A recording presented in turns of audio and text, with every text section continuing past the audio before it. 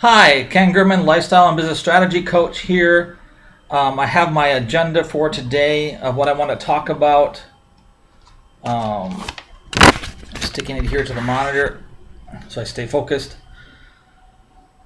As you all know, I'm very spiritually aware and very conscious spiritually, as well as connected to both worlds, the world of science and the world of the spirit world and the world of business together. And that's kind of my role, is to be able, as an engineer and as a healer, is to be able to bridge those worlds and bring them together and kind of help be that bridge between both sides, between the healing and spiritual world and the business world, and bringing those people together so that they can embrace them, so that there's no difference. But anyway, as part of my business planning, I will go to I'm fidgeting because this is a nervous topic for me. I will go to an astrologer every year and map out my astrology charts for me for a 12-month cycle. And then every 6 months, I will go back to a tarot reader or a tarot reader or a fortune teller to kind of confirm how things are going spiritually, because it's very difficult to be objective and to be able to read your own cards and read your own future. And I generally don't like to predict futures and do any kind of divination at all, but I do like to have some kind of guidance and some kind of things, because there's some stuff I'm missing.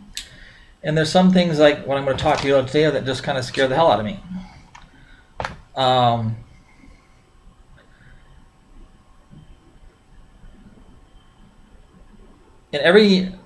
every year for the past 6 years, there's been a particular person who pops up in my readings.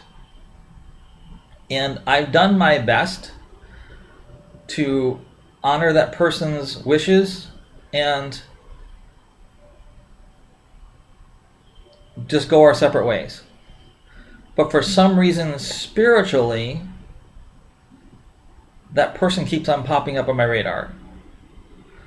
And knowing what I know about myself and knowing what I know about this particular person and how strong of a connection that we had to each other, I know I can't ignore it anymore. I know that I have to acknowledge that connection is there, and try and open the door to this person in hopes that we can either close the door so it stays shut, or open the door so that there's a new beginning. And I hope that there's going to be a new beginning, because it's and she knows who she is. It's my hope, because this particular person,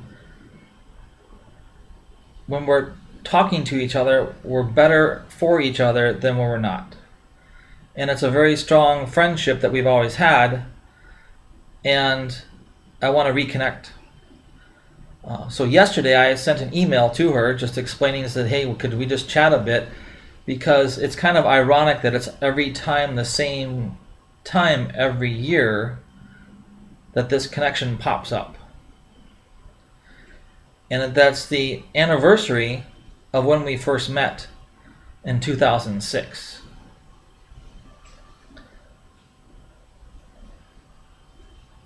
And I don't know why this is coming up. I don't know, but I know spiritually that this particular person and I, like I said, can really help each other by being friends, by actually talking to each other.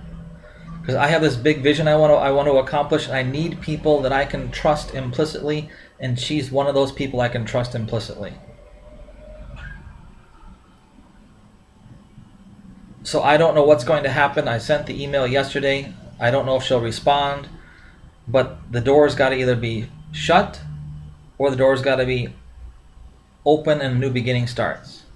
And I'm hoping that new beginning starts, because I do care for this person We were romantically involved, but it's been 6 years since we talked to each other, and I'm hoping that enough time has passed where we can get together like adults and just say, hey, you're married, I'm happily married, you're happily married. I think that we could find a way to be friends.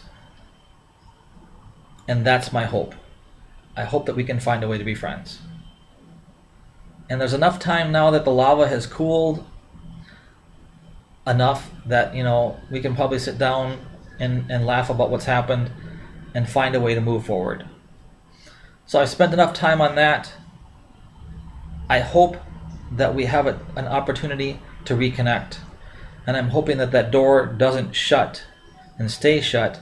I'm hoping that that door opens and a new beginning starts for both of us. I've got a lot that I want to accomplish. I'm going to need help with accomplishing that. I'm looking for other alphas to join my pack so we can lead the way to helping people create a better future. That we can lead and love by example. That we can still be our alpha selves and work together as a team to accomplish this vision, to accomplish this goal. Because I don't know everything. I know a lot. And I know in my heart that I have this goal and I have this vision. And I know that she can help me build that dream, build that vision. And together as a team, we can help a lot of people in the process. Enough about that particular topic. Geez, I'm itching all the time on camera. I miss her, and I hope we can open that door again.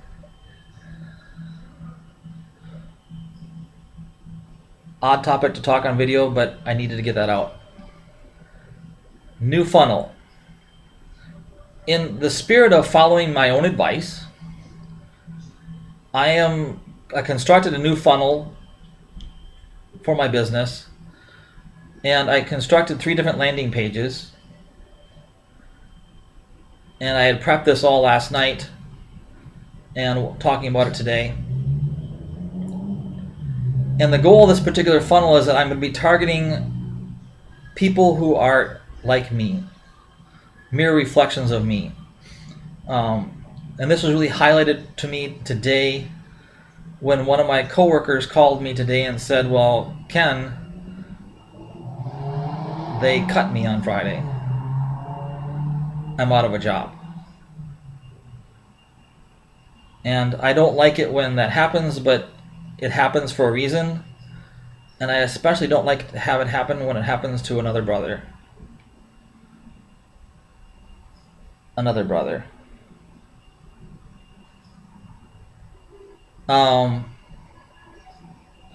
So that really highlights my reasons for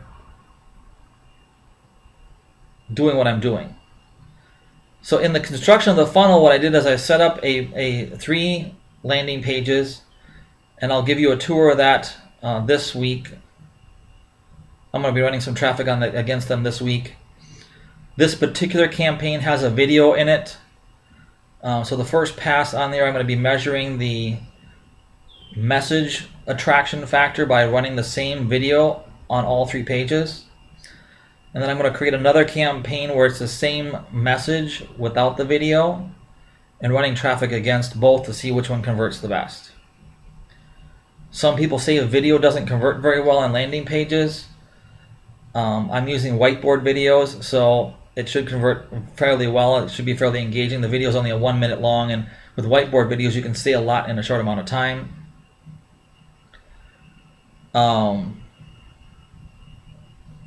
So that's the funnel. One of the tools I'm also testing, and I'm getting to be a big advocate of as I'm learning more about it, is I own a tool called CPV Labs, and I know a lot of marketers use it, but it's not the kind of tool for tracking that the average person can use quickly. So the tool that, and I'll provide a link to the tool that I'm using now, because my mentor, Vic Struesshaus, likes ClickMeter, and there's some features missing in ClickMeter that kind of irritate me. And I want to have a simple solution for your tracking needs that's going to give you all the necessary data in order to build successful campaigns and measure your ROI, and also track where the traffic is coming from and the traffic quality.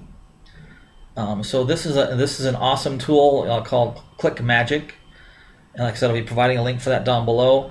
And I'm working with doing some testing on some traffic, which I'm going to put together tonight to test this new funnel, and I'm excited about that. I'm going to be targeting specifically Unix systems administrators, mechanical engineers, and other people in engineering professions that have been impacted by the global economy and impacted by outsourcing. Because that's my big part of my big why of what I'm doing is I never want to go through a situation where I take a 40% decrease in salary, lose my house, and just have to make a complete shift in my life. Now, on one hand, I consider me crying about that, and I'm not, because for me that was a big spiritual wake-up call. It says, Ken, get your ass in gear. You're being called to service, and we're going to force you to be called to service, whether you like it or not. So you can either go willingly or you can go kicking and screaming. Nice haircut, huh? I like that, don't you? Yeah, pretty cool. Funny story. I told you a funny story yesterday. I have lots of other funny stories. This particular funny story happened to me when I was in my like 23, and as I told you yesterday, I like to be a know-it-all, and I'm fairly intelligent. A lot of people like to come to me and asking me questions and asking me for advice, and especially on technical issues, because I am a walking encyclopedia when it comes to technical issues and a lot of information. I have an eidetic memory as far as that goes. And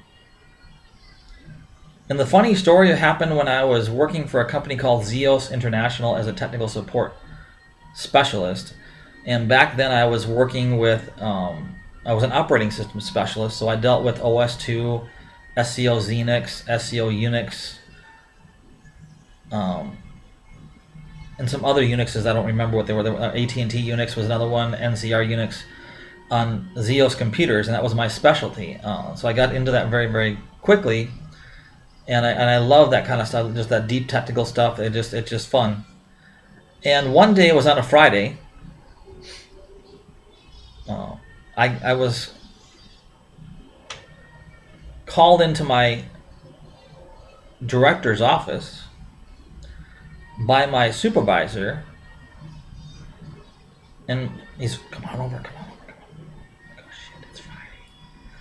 I had a little bit of a disagreement with my supervisor earlier, so I thought, well, it's Friday, maybe I'm going to get fired. So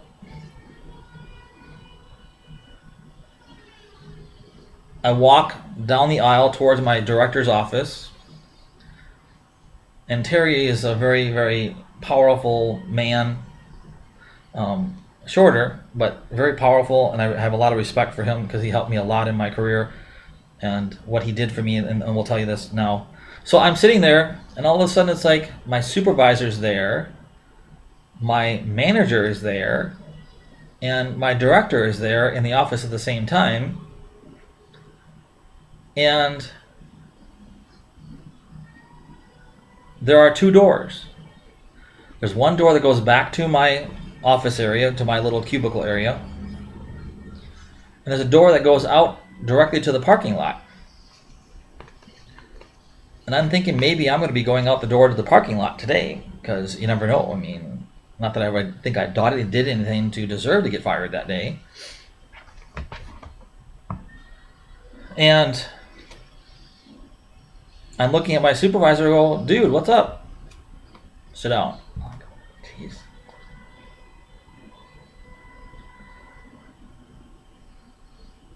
And my director, Terry, stands up. And he goes, you know, Ken,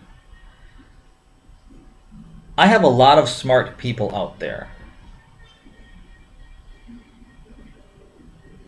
And I even have some of those people out there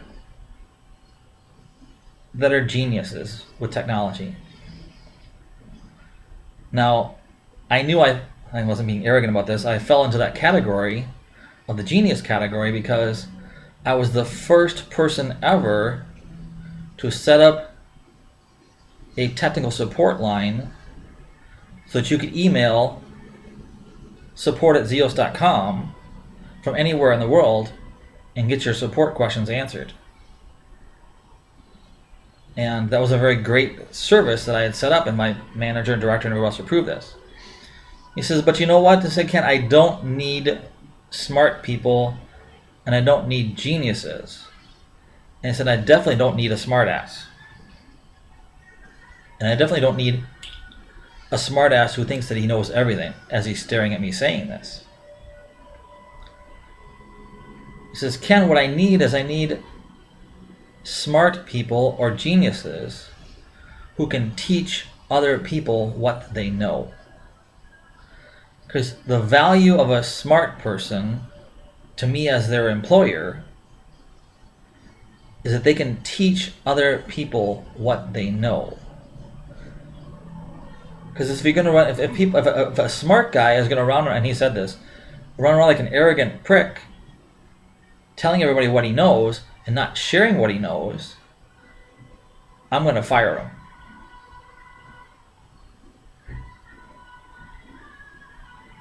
I'm going, arrogant prick? That kind of sounds like me. So he goes, Ken, I said, you have a choice. You are one of the smartest people that I have working for me. And there's only one other person who's probably just as smart as you are. And I've already had this discussion with him. And as you can see, you walked by him, and I had this discussion with him last week, and he's still in his desk. As to whether or not you're still having a desk here or not is going to be based upon your answer to my question today. I said, Ken, are you going? And he says, so are you ready for the question? I'm thinking to myself, I don't want to go back to working for my parents because that's no fun. Of course, the business was closed by then. I don't want to go back to the restaurant industry because that's just miserable. Well, yes, I'm ready for your question. So he goes, are you going to be able to demonstrate your value to me as your boss, as your director, as your employer, by being able to teach other people what you know? Or are you going to continue to be an arrogant prick? Because the arrogant pricks are going to go out that door to the parking lot today. So if you want to continue your employment working with me, I need you to take your smarts, your genius, and start teaching other people. It didn't take me very long to answer his question because I didn't want to be unemployed, and this was the first job I ever had in the technical field. So yes, I'm willing to teach other people, Terry. This is good. We were hoping you were going to answer that way because we have a plan. And the irony of this particular discussion was that they assigned me to work with somebody that I didn't like very much, which made the pain even more. It made it painful because he was a very smart person, but he was just, I didn't like him. You're going to start working with Kevin. You're going to teach him everything that you know about the internet stuff that you set up. You're going to teach him everything about the graphical bulletin board that you set up. You're going to teach him everything that you know.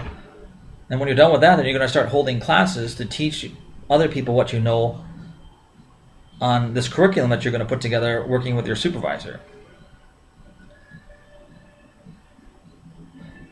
And when you're 23 years old, that particular moment in your career at a young age, I mean 23 wasn't, was a pivotal moment in my life, in my career, where I understood where my value of being smart was.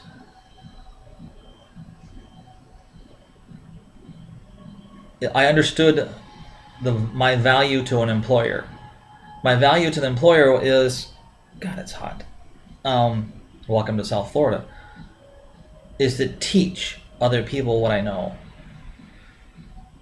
It's to be able to design systems, put them together, document them,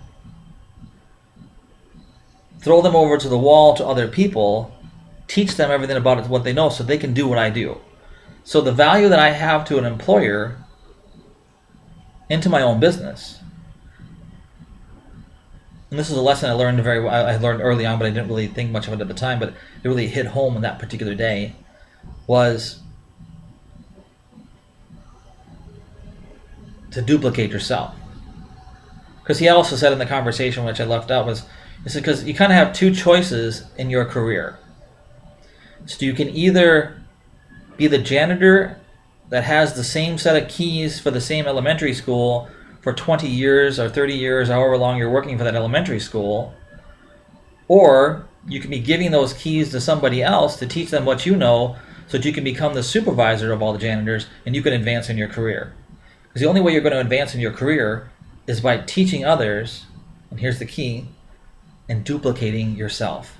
Taking the risk that you're good enough at what you do that you're going to duplicate yourself. So that's the value that I offer the employers that I've worked with, is that I've always, since that moment of almost getting fired, of duplicating myself. And that is the key to success in your home business. That's the key to success in a home business that is using network marketing as one way to earn income. Because that's what all about network marketing is you're duplicating yourself so you can create something greater than yourself, so you can work less, get paid more, to have the lifestyle that you want to have the freedom. The key is, which we'll talk more about later this week again too, is having the right networking opportunity to work with. And when you're looking for those right networking opportunities, I guess I could share it now, so we're on the topic, is you want to be looking for a network marketing opportunity where you're earning at least a 70% commission on the products that you're selling. You want to be able to market you don't want to have any home meetings, and you don't want to have an auto ship of products that you don't want to use, and you want to be taught how to build your business using the internet and social media to pull people to you. See, most network marketing companies today do push marketing. You want to do pull or attraction marketing to you. So that's my funny story, and that's really was kind of the career game changer for me, is he helped me that day understand my value. My value is to duplicate myself by documenting what I know and teaching other people what I know so they too can be as successful as I am. And that's my passion for me and my business.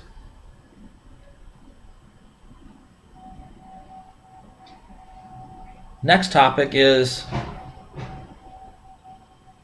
the Google Hangout is going to be next Sunday at 8 p.m.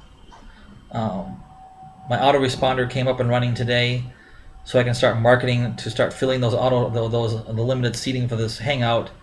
In the Hangout, I'm going to walk through the 3 pillars to success in home business and give you a system to start earning $1,500 a week with that system. So that's really about my points as far as today's topics. I'm excited about what's happening. When I was sitting down with my tarot reading yesterday, we used the Doreen Virtue Oracle deck, and I'm just excited for what's laid out for me and what I'm accomplishing, what I'm working towards, and I'm excited for you because you now have now if you join my team, you're gonna have a mentor who cares about your success, who's gonna give you access to all the training and that you need to be successful, and giving you access to traffic sources that will help you generate the leads that you need, generate the income that you need to generate the freedom. Because that's my product. My product is freedom. So that's it for today. I hope that you enjoyed this little conversation. Like I said, I had this past connection that I would like to rekindle and reconnect. I don't really want to close the door on that situation. I know it's been 6 years since we talked to each other, but I'm hoping that we can find a way to reconnect with each other again. Like I said, I think we're stronger as friends than we are or not. Constructed the new funnel. share you with my funny story about it was kind of a career changer for me. I stopped being a smartass to other people, and I started actually sitting down and teaching other people and duplicating myself, because I've carried that through my career for the last 23 years, and that was really a game changer for me. And then the Google Hangout's going to be scheduled for 8 p.m. Eastern Standard Time, and I'll be sharing you the links with that here very soon. I'm going to get that set up tomorrow, and we're going to get that put together. I'm excited to share that content with you.